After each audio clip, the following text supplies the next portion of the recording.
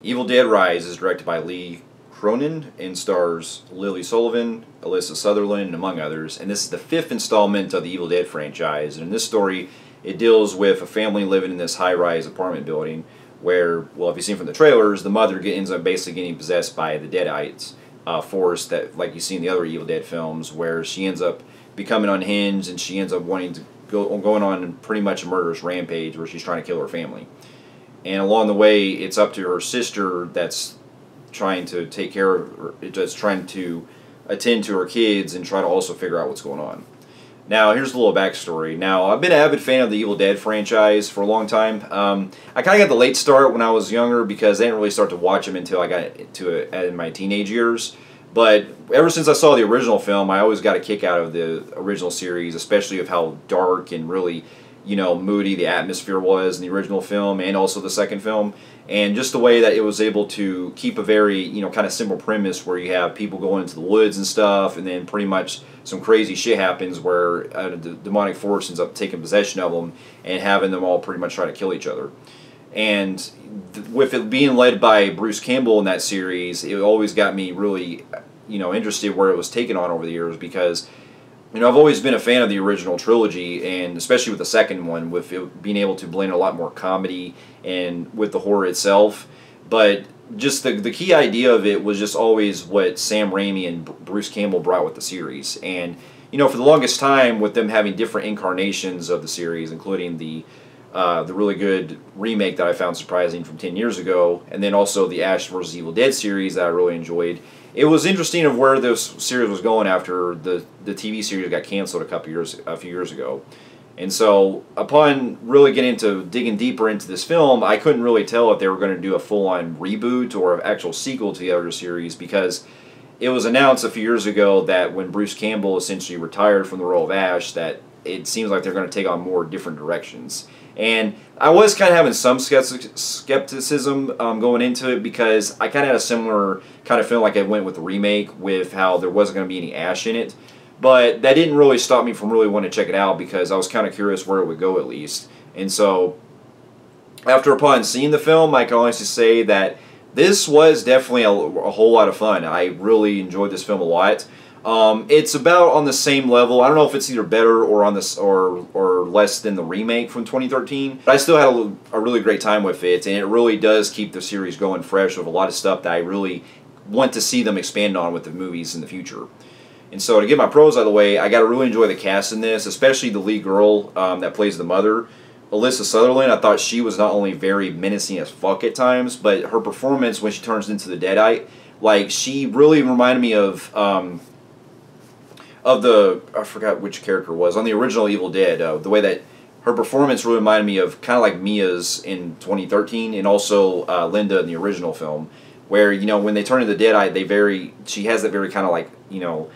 menacing kind of presence where she's trying to kill her kids and stuff, and she really, you could tell that she's having a lot of fun playing the role too because she gets to do some like really kind of quirky stuff here and there that you kind of see like from the other films. And just like this whole scene where, I'm not going to go into too much detail, but there's a scene where she's cooking and it gets into some pretty like, you know, disturbing kind of level the way she's doing it and things like that. And this whole scene where she's at this kind of, where she's at the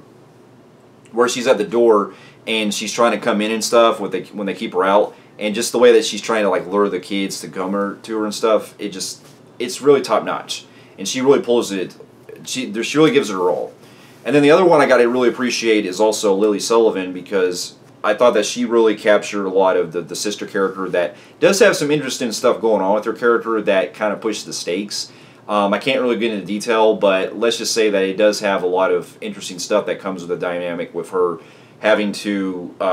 take care of the kids while her mother is pretty much going crazy.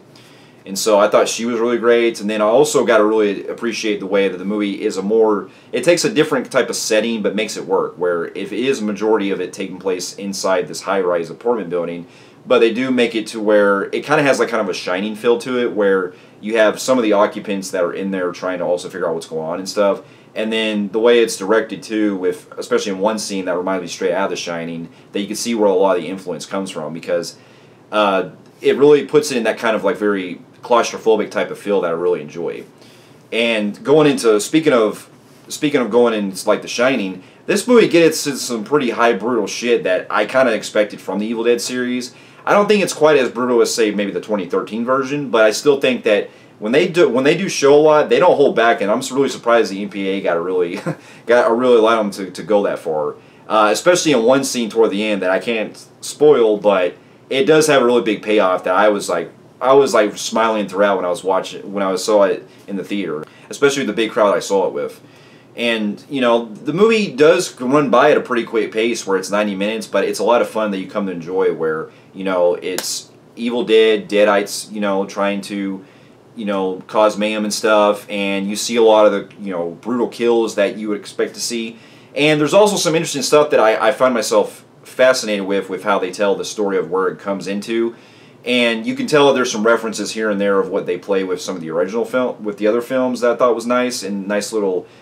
Easter eggs that you can find in there too. And there's also a cameo of a special someone of a certain person that's in the film that I thought was really clever too. And then the way that it kind of builds on the story I thought was interesting with how, well, it's not really been confirmed yet, but there's some hints of what we're basically leading to with possible future sequels and stuff. And upon seeing like one of the other Evil Dead films, it also makes me have to go with this kind of theory I have in mind that really does add a whole lot to the mythology of the Evil Dead series that I kind of want to see where it goes to, because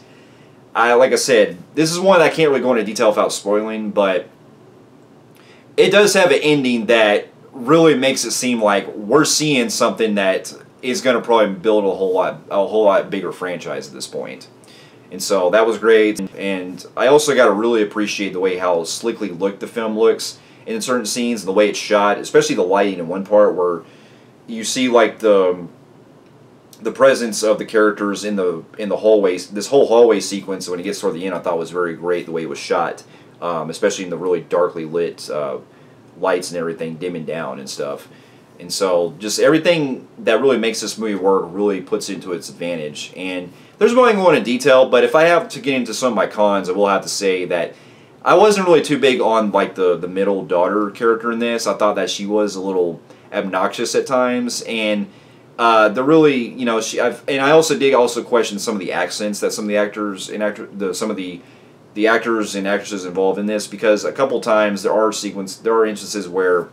the main girl in the film that plays the sister, I thought did seem like her accent was coming out a couple of times. And then the biggest one, surprising, was the little girl, because at the beginning especially, it seemed like she was really, you know, slipping her Australian accent back and forth, and it was like,